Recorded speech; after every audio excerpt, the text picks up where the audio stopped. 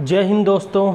Last video में मैंने आपको बताया था सेल की कुछ जनरल बेसिक्स डिटेल्स, जिसके अंदर मैंने आपको बताया था कि सेल्स के फंक्शंस क्या हैं, सेल है क्या, टेक्निकल नेम क्या है, फादर ऑफ साइटोलॉजी कौन है, सेल थ्योरी क्या है। ये सारी चीज़ें मैंने आपको लास्ट वीडियो में बताई थी। लेकिन वो जो चीज़ें थी वो एक जनरल नॉलेज के हिसाब से थी, और अगर उसमें से कोई क्वेश्चन बनता है तो वो फिजियोलॉजी के अंदर बनता है कि सेल के फंक्शंस क्या होते हैं। आज जो टॉपिक मैं लेके आया हूँ आपके सामने, वो लेके आया हूँ structure of the cell. Structure of the cell एक बहुत ही इंपॉर्टेंट टॉपिक है जो कि आपके एनाटॉमी के अंदर 99% चांसेस है कि यूनिवर्सिटी एग्जाम में पूछा जा सकता है कि स्ट्रक्चर ऑफ सेल क्या होता है। तो स्ट्रक्चर ऑफ सेल में आपके सामने लेके आया एक जनरल से मैंने एक राउंड स्ट्रक्चर बनाई है एक सेल की आप लोगों को समझाने के लिए, जबकि लास्ट वीडियो में मैंने आपको बताया था कि कोई ज़रूरी नहीं है कि सेल राउंड शेप ही हो। मैंने सिर्फ ये राउंड स्ट्रक्चर इसलिए बनाई है कि आपको मैं आसानी से समझा सकूं। सेल इरेगुलर भी हो सकती है, थ्रेड शेप भी हो सकती है, बाई कॉन्केव भी हो सकती है, पॉलीगोनल भी हो सकती है, क्यूबोइडल भी हो सकती है, कॉलमनर भी हो सकती है। सेल की शेप कैसी भी हो सकती है, लेकिन मैंने अभी आपको सिर्फ एक राउंड शेप में सेल को आपको आसानी से समझाने के लिए कि उसकी स्ट्रक्चर कैसी है, ये समझाने के लिए मैंने आपको ये डायग्राम बनाया है। तो सबसे पहले सेल के बारे में हमने लास्ट वीडियो में पढ़ा था कि सेल क्या है। Structural and functional and fundamental unit of our body. हमारी बॉडी की सबसे छोटी इकाई को हम सेल या कोशिका कहते हैं। तो आज उसी कोशिका का डायग्राम मैं आपके सामने लेके आया हूँ और इसको अपने को समझना है कि इसके अंदर क्या क्या है और ये किन किन चीज़ों से मिलकर बनी हुई है। तो अपन स्टार्ट करेंगे। सबसे पहले अपन ने क्या पढ़ा था कि सेल का अध्ययन किसने किया था, सेल की खोज किसने की थी, रॉबर्ट हुक ने। तो रॉबर्ट हुक के नाम से अपन स्टार्ट करें। सबसे पहले कि ये जो सेल की जो आउटर कवरिंग है, ये जो गोला आपको दिखाई दे रहा है, ये जो सर्कल आपको दिखाई दे रहा है, इसकी ये जो आउटर कवरिंग है, इस आउटर कवरिंग को अपन बोलते हैं सेल मेम्ब्रेन। आउटर कवरिंग को अपन लोग क्या बोलते हैं, सेल मेम्ब्रेन, जो कि इसके अंदर पाए जाने वाले जितने भी ऑर्गेनली है उनको कवर करके रखी है। हमने आपको लास्ट वीडियो में बताया कि सेल सबसे छोटी इकाई। अब आप लोग बोलोगे इसके अंदर भी बहुत सारे ऑर्गेनली है, बिल्कुल है। जो छोटे छोटे अंदर जो और सारे ऑर्गेनली है, इनको जो कवर करके रखी है, इनको जो प्रोटेक्ट करके रखी है, उस मेम्ब्रेन का नाम अपन ने दिया सेल मेम्ब्रेन। और सबसे पहले अपन इसी की स्टडी कर रहे हैं। First is cell membrane. Cell membrane is the outer covering of the cell which is provide the protection of the cell organelle। जो कि सेल ऑर्गेनली जितने भी प्रकार के अंदर ऑर्गेनल पाए जाते हैं उनको वो सेल मेम्ब्रेन क्या प्रोवाइड करती है, प्रोटेक्शन प्रोवाइड करती है। किस तरीके से प्रोवाइड करती है, दो तरीके का इन्वायरमेंट होता है, एक जो सेल के अंदर है और एक जो सेल के बाहर है। अंदर जो है उसको अपन बोलते हैं इंट्रा सेल्यूलर इन्वायरमेंट और बाहर जो है उसको अपन बोलते हैं एक्स्ट्रा सेल्यूलर इन्वायरमेंट। जैसे कि फ्लूइड के लिए भी अपन बोलते हैं कि जो कोशिका के अंदर जो द्रव्य है, सेल के अंदर जो फ्लूइड है उसको अपन बोलते हैं इंट्रा सेल्यूलर फ्लूइड, और जो बाहर है उसको अपन बोलते हैं एक्स्ट्रा सेल्यूलर फ्लूइड। तो सेल मेम्ब्रेन क्या कर रही है, दोनों फ्लूइड्स को, दोनों एनवायरनमेंट को डिफरेंस कर रही है, दोनों को भिन्न भिन्न कर रही है, अलग अलग कर रही है। तो ये काम किसका हो गया, इस सेल मेम्ब्रेन का ये काम हो गया कि ये दोनों के एनवायरनमेंट को अलग अलग कर रही है। इसके अलावा और क्या कर रही है, इसके अलावा ये जो यहाँ पर जो अंदर ये जो ऑर्गेनली है इनको सेपरेट कर रही है, इनको प्रोटेक्शन प्रोवाइड कर रही है कि कोई भी इनको जल्दी से हार्म इन पर नहीं पहुंचे, पहुंचने से पहले वो सेल मेम्ब्रेन से टकराए। तो ये भी एक इनको एक प्रोटेक्शन प्रोवाइड कर रही है। और क्या कर रही है सेल मेम्ब्रेन, और सेल मेम्ब्रेन ये कर रही है कि सेल मेम्ब्रेन जो होती है वो सेमी परमिएबल होती है। क्या होती है, सेमी परमिएबल होती है। सेमी परमिएबल का मतलब ये हो गया कि अर्ध पारगम्य झिल्ली, ऐसी झिल्ली कि जो अर्ध पारगम्य है, जो कि कुछ चीज़ों को तो अंदर ले लेगी लेकिन कुछ को नहीं ले पाएगी, कुछ चीज़ों को बाहर भेज देगी लेकिन कुछ को नहीं भेज पाएगी। जैसे कि ऑक्सीजन को अंदर ले लेगी और कार्बन डाइऑक्साइड को बाहर भेज देगी। कुछ न्यूट्रिशंस है, स्मॉल न्यूट्रिशंस है, उनको अंदर ले लेगी, लेकिन जो मैक्रो न्यूट्रिएंट्स है उनको बाहर या अंदर नहीं ले पाएगी। जैसे ग्लूकोज है, एमिनो एसिड्स है, तो इनको लेने में ज़्यादा समस्या होगी। तो यही क्या है, सेल मेम्ब्रेन क्या कर रही है, आउटर कवरिंग बना रही है और न्यूट्रिएंट्स का ट्रांसफर कर रही है। और क्या है, सेमी परमिएबल है, अर्ध पारगम्य जिसको अपन बोलते हैं वो है। तो सेमी परमिएबल मेम्ब्रेन को अपन क्या बोलते हैं, सेल मेम्ब्रेन, या फिर इसका दूसरा नाम क्या है, प्लाज्मा मेम्ब्रेन। चलिए जी, ये आपका हो गया पहला सेल मेम्ब्रेन। सेल मेम्ब्रेन के बाद हम सीधा सेकंड पॉइंट पे आ रहे हैं। सेकंड पॉइंट जो अपना सेल के अंदर सबसे इंपॉर्टेंट जो चीज है वो कौन सा है? माइटोकॉन्ड्रिया। नंबर टू क्या पाया जाता है सेल के अंदर? माइटोकॉन्ड्रिया। ये देखिए, ये मैंने स्ट्रक्चर बनाई है, बेलनाकार स्ट्रक्चर है, बेलन जैसी स्ट्रक्चर बनाई है और अंदर डबल राउंडेड थ्रेड दिया है मैंने, 2 धागों से बनी संरचना दिखाई है। तो ये संरचना किसको बोलते हैं? ये होती है माइटोकॉन्ड्रिया। माइटोकॉन्ड्रिया का दूसरा नाम क्या है? Power house of the cell. Cell का शक्ति गृह, ऊर्जा हाउस क्यों बोलते हैं इसको? इसकी खोज की थी भाई साहब अल्टमैन ने। अल्टमैन नाम के एक वैज्ञानिक थे, एक साइंटिस्ट थे, एक शोधकर्ता थे, जिन्होंने की माइटोकॉन्ड्रिया की खोज की, जो कि सेल के अंदर पाए जाने वाला एक ऑर्गेनेली है, जो कि क्या करता है? जो भी हम खाना खाते हैं, जो भी हम न्यूट्रिएंट्स लेते हैं, हमारी बॉडी में जब जाते हैं, हमारी सेल्स में जब जाते हैं, तो माइटोकॉन्ड्रिया उससे एटीपी बनाता है और एटीपी से ग्लूकोज बनाकर पूरी बॉडी में एनर्जी ट्रांसफर कर देता है। किस तरीके से? हमने कोई भी फूड लिया, कोई भी आहार लिया, कोई भी भोजन लिया, हमने खाने में कुछ खाया, वो हमारे अंदर गया, माइटोकॉन्ड्रिया के पास गया, माइटोकॉन्ड्रिया उसको क्या करेगा? उसका सिंथेसाइज कर देगा, उसका प्रोडक्शन कर देगा आगे एटीपी के अंदर, एडिनोसिन ट्राइफॉस्फेट, एटीपी की फुल फॉर्म क्या होती है? Adenosine triphosphate. और एडिनोसिन ट्राइफॉस्फेट के 38 एटम्स मिलके क्या बनाते हैं? 1 ग्लूकोज मॉलिक्यूल। 38 एटम्स मिलकर क्या बनाते हैं? 1 ग्लूकोज मॉलिक्यूल। और ग्लूकोज किस में कन्वर्ट हो जाता है? एनर्जी में कन्वर्ट हो जाता है। तो माइटोकॉन्ड्रिया का सबसे इंपॉर्टेंट काम क्या है? कि ये हमारे शरीर को ऊर्जा प्रदान करता है। हमारे शरीर को ऊर्जा प्रदान करता है कौन? माइटोकॉन्ड्रिया। माइटोकॉन्ड्रिया ने अब ऊर्जा बना दी एटीपी के थ्रू। किस तरह? लेकिन वो जो साइकिल है, उस साइकिल को क्या बोलते हैं? Krebs cycle. क्रेब्स साइकिल, जिस साइकिल के थ्रू, जिस प्रोसेस के थ्रू माइटोकॉन्ड्रिया ऊर्जा बनाता है। क्रेब नाम के एक वैज्ञानिक थे, एक साइंटिस्ट थे, जिन्होंने की जब इसकी खोज की कि ऊर्जा ये कैसे बना रहा है, तो उन्होंने अपने नाम पर ही इसको एक साइकिल का रूप दे दिया, जिसको बोल दिया कि क्रेब साइकिल। कि क्रेब साइकिल में हम ऊर्जा किस तरीके से बनाते हैं माइटोकॉन्ड्रिया में। तो ये माइटोकॉन्ड्रिया हो गया आपका सेकंड इंपॉर्टेंट पार्ट, जिसका कि नाम था power house of the cell. इसके बाद अपने को यह पता चल गया कि सेल मेम्ब्रेन का काम पता चल गया, माइटोकॉन्ड्रिया का पता चल गया कि माइटोकॉन्ड्रिया ऊर्जा बना रहा है। अब इस ऊर्जा को पूरे बॉडी में ट्रांसफर कैसे हो रही है? तो ट्रांसफर कौन कर रहा है? सबसे इंपॉर्टेंट तीसरा जो आपका है गोल्जी एपरेटस।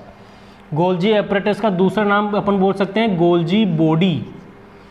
गोल्जी बॉडी या फिर गोल्जी एपरेटस। गोल्जी एपरेटस क्या करता है कि जो भी ऊर्जा बनाई है माइटोकॉन्ड्रिया ने, जो भी प्रोटीन उसने बनाया है, जो भी प्रोटीन सिंथेसिस हुआ है, उसको वो एक जगह से दूसरी जगह पर ट्रांसपोर्ट कर देता है, एक जगह से दूसरी जगह भेज देता है। इसलिए इसको अपन बोलते हैं postman of the cell. Postman of the cell. Post, जब अपन चिट्ठियाँ लिखते हैं अलग अलग, तो सब चिट्ठियों पे अपन अलग अलग एड्रेस लिखते हैं, लेकिन वो सीधे एड्रेस पे थोड़ी जाती है, पहले वो पोस्ट ऑफिस पे जाती है। पोस्ट ऑफिस पे जब जो पोस्टमैन भाई साहब है वो उसको कलेक्ट करते हैं और फिर वो उसको अगली जहाँ पर उसका एड्रेस लिखा है वहाँ पर पहुँचाते हैं। तो गोल्जी एपरेटस या गोल्जी बॉडी क्या कर रहा है कि जहाँ पर नीड है एनर्जी की, जहाँ पर नीड है प्रोटीन की, वहाँ पर इसको ये पहुँचाता है। इसलिए इसको अपन बोलते हैं पोस्टमैन ऑफ द सेल। ये क्या करता है? उस एनर्जी का, उस प्रोटीन का पैकेजिंग करता है, उसकी मैन्युफैक्चरिंग करता है और उसको आगे ट्रांसपोर्ट कर देता है। थर्ड जो आपका इंपॉर्टेंट, फोर्थ जो आपका इंपॉर्टेंट है इसके अंदर, वो है आपका nucleus. Fourth is nucleus. Nucleus अभी सब लोग सोच रहे होंगे कि सर ने साइड में क्यों बना दिया। कोई जरूरी नहीं है कि न्यूक्लियस सेंटर में ही पाया जाए, न्यूक्लियस किसी भी सेल के सेंटर में पाया जाए, ये कतई जरूरी नहीं है। न्यूक्लियस सेल में कहीं भी हो सकता है, हाँ नियर द सेंटर जरूर हो सकता है कि भाई सेंटर के पास हो, लेकिन ये जरूरी नहीं है कि बिल्कुल सेंटर में ही पाया जाए। इसीलिए मैंने आपको ये चीज़ समझाने के लिए न्यूक्लियस को हल्का सा बाहर बनाया है। न्यूक्लियस क्या है? न्यूक्लियस होता है controller of the cell. Cell का एक कंट्रोलर पार्ट होता है जो कि पूरी सेल के ऑर्गेनेली को क्या करता है? कंट्रोल करता है। न्यूक्लियस के अंदर जो पाया जाता है एक पार्ट जिसको अपन बोलते हैं न्यूक्लियोलस, जिसको अपन क्या बोलते हैं? न्यूक्लियोलस। जो एक छोटा सा पार्ट पाया जाता है उसको अपन बोलते हैं न्यूक्लियोलस। और ये न्यूक्लियोलस क्या करता है? ये न्यूक्लियोलस आपके प्रोटीन बनाने में हेल्प करता है, राइबोसोम की प्रोटीन बनाने में हेल्प करता है। और इस आपके न्यूक्लियस के अंदर ये हल्का सा लिक्विड पाया जाता है जिसको अपन बोलते हैं न्यूक्लियोप्लाज्म। ये जो लिक्विड मैंने आपको बताया है न्यूक्लियस के अंदर, इस न्यूक्लियस को अपन, इस लिक्विड को अपन बोलते हैं न्यूक्लियोप्लाज्म। ठीक है, तो ये आपका हो गया न्यूक्लियस। न्यूक्लियस क्या कर रहा है, कंट्रोल कर रहा है पूरी सेल को। ये क्या है, एक तरह से कंट्रोलर ऑफ द सेल, एक तरह से ब्रेन ऑफ द सेल है, जो कि पूरी सेल को, सेल के ऑर्गेनेली को क्या कर रहा है, कंट्रोल कर रहा है। इसके बाद जो आपका फिफ्थ जो पॉइंट आता है वो आपका आता है न्यूक्लियस के पास से कनेक्ट होती है आपकी एंडोप्लाज्मिक रेटिकुलम। एंडोप्लाज्मिक रेटिकुलम आपके न्यूक्लियस की आउटर सरफेस से, जो आउटर सरफेस है न्यूक्लियस की, वहाँ से एंडोप्लाज्मिक रेटिकुलम क्या होती है, अटैच होती है। और एंडोप्लाज्मिक रेटिकुलम दो तरह की होती है, एक तो होती है स्मूथ एंडोप्लाज्मिक और एक होती है रफ एंडोप्लाज्मिक रेटिकुलम। ज़्यादा डिफरेंस नहीं है, सिर्फ इतना सा डिफरेंस है कि स्मूथ के अंदर आपके राइबोसोम्स इसकी ब्रांचेज में नहीं पाए जाते, जबकि रफ के अंदर यहाँ पर राइबोसोम्स पाए जाते हैं। ठीक है, तो स्मूथ एंडोप्लाज्मिक रेटिकुलम SER, इसको मैंने शॉर्ट में लिखा है SCR। स्मूथ एंडोप्लाज्मिक रेटिकुलम क्या करती है कि ये फैट का प्रोडक्शन करती है, वसा का निर्माण करती है स्मूथ एंडोप्लाज्मिक रेटिकुलम। जबकि जो रफ एंडोप्लाज्मिक रेटिकुलम है वो क्या करेगी, प्रोटीन का निर्माण करेगी। अब वो खुद थोड़ी कर रही है प्रोटीन का निर्माण, वो खुद नहीं कर रही है, उसके ऊपर ये राइबोसोम्स पाए जा रहे हैं। रफ के ऊपर क्या पाए जा रहे हैं, राइबोसोम्स पाए जा रहे हैं। तो ये राइबोसोम्स जो है ये प्रोटीन का निर्माण कर रहे हैं। ये राइबोसोम्स जो है ये प्रोटीन का निर्माण कर रहे हैं। ये मैंने यहाँ पे लिख दिया राइबोसोम्स। और फिर राइबोसोम्स भी फिर दो तरह के होते हैं, दो तरह के राइबोसोम्स होते हैं, एक होते हैं 70S और एक होते हैं 80S। दो तरीके के राइबोसोम्स पाए जाते हैं, एक होते हैं 70S और एक होते हैं 80S। 70S और 80S का मतलब, S का मतलब है सेडिमेंटेशन कोफिगेंट, सेडिमेंटेशन कोफिगेंट। इसका मतलब ये हो गया कि 80S और 70S दो तरीके के जो राइबोसोम्स पाए जाते हैं जो कि प्रोटीन का निर्माण करते हैं। तो राइबोसोम्स का अपन क्या बोल सकते हैं, दूसरा नाम प्रोटीन फैक्ट्री। क्या बोल सकते हैं, प्रोटीन फैक्ट्री। बहुत ही स्पीड से मैं आप लोगों को बता रहा हूं क्योंकि एग्जाम नज़दीक है और मैं नहीं चाहता कि अपन वीडियो को ज़्यादा लंबा खींचे, मैं ज़्यादा डिटेल में आपको बताऊं।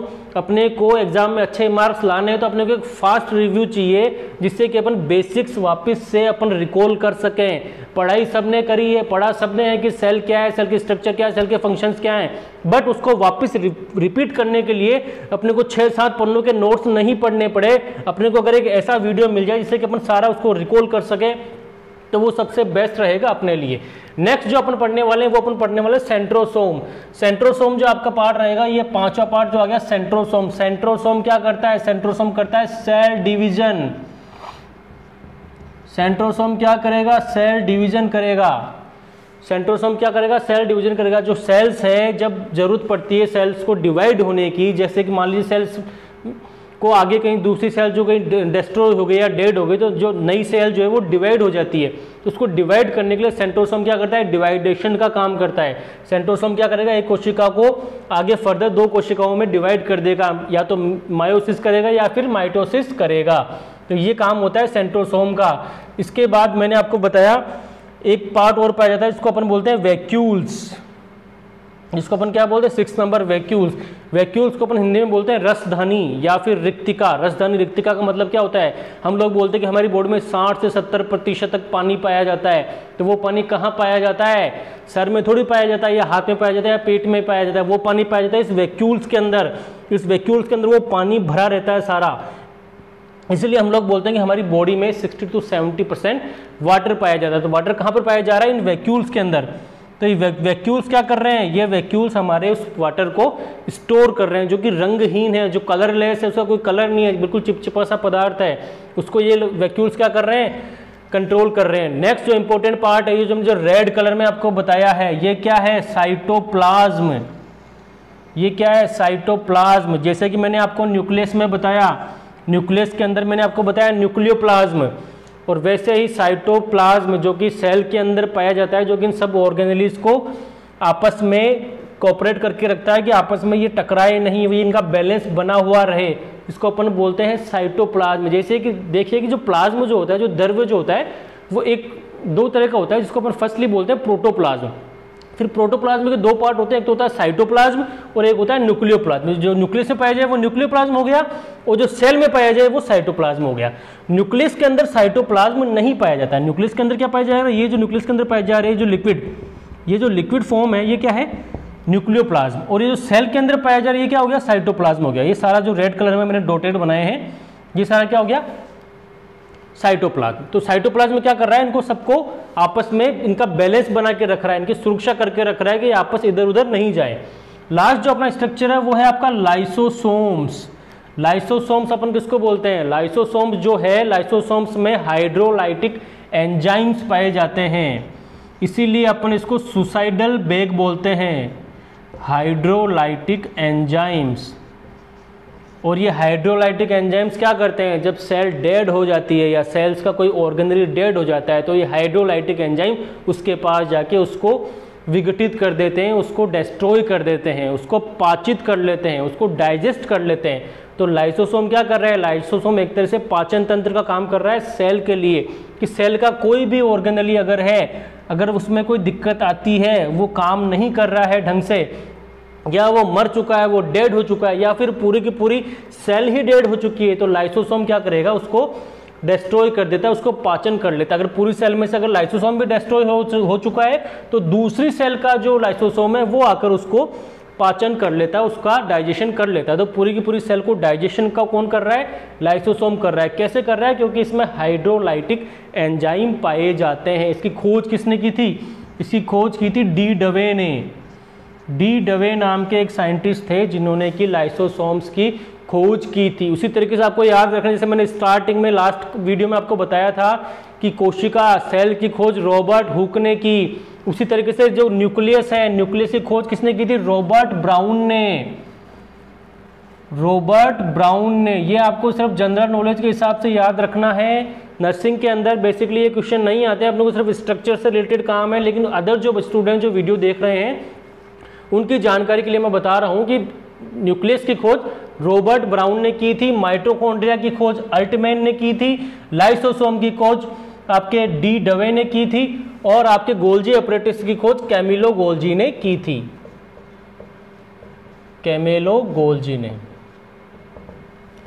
तो ये मैंने आपको बहुत ज़्यादा फास्ट तरीके से मैंने आपको सेल का स्ट्रक्चर बता दिया। आई होप आप लोगों को समझ में आया होगा। एक चीज़ इसमें अपन मिस कर रहे थे, वो क्या मिस कर रहे थे, वो ये मिस कर रहे हैं कि न्यूक्लियस के अंदर ये जो न्यूक्लियोप्लाज्म पाया जा रहा है, यहाँ पर आपके डीएनए पाया जाता है जो कि क्रोमोसोम्स की इंफॉर्मेशंस को, जेनेटिक इंफॉर्मेशन को एक पीढ़ी से दूसरी पीढ़ी में, एक जनरेशन से दूसरी जनरेशन में ट्रांसफ़र करता है। तो डीएनए या फिर क्रोमेटिन जिसको अपन बोलते हैं, ये कहाँ पर पाया जाता है, न्यूक्लियस के अंदर पाया जाता है। तो ये बेसिक्स कुछ है सेल्स के, जो कि मैंने आपको सेल के पार्ट आपको बता दिए, जितने भी 6-7 पार्ट जो सब मैंने आपको बता दिए हैं।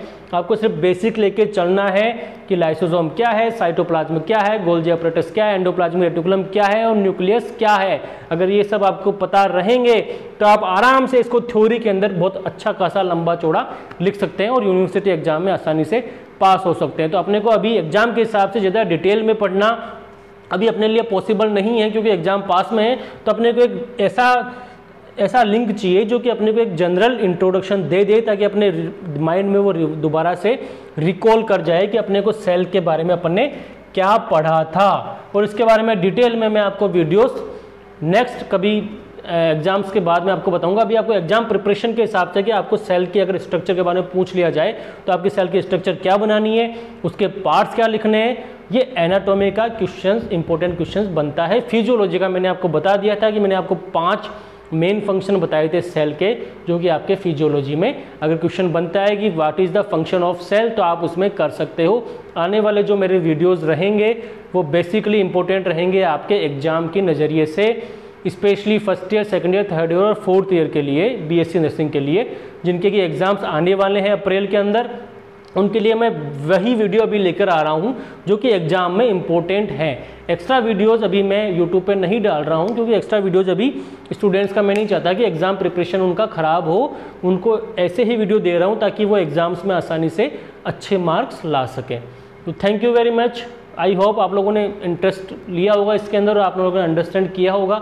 अगर आपको वीडियो अच्छा लगा हो तो लाइक, शेयर और सब्सक्राइब करें और अधिक से अधिक स्टूडेंट्स के पास को पहुंचाएं, ताकि वो भी एग्जाम जो नज़दीक उनके आए हैं उसको जल्दी से इंपॉर्टेंट क्वेश्चंस को बहुत कम पीरियड के अंदर 10, 15, 20 मिनट के वीडियो के अंदर पूरे टॉपिक को कंप्लीट कर सकें। Thank you very much. जय हिंद।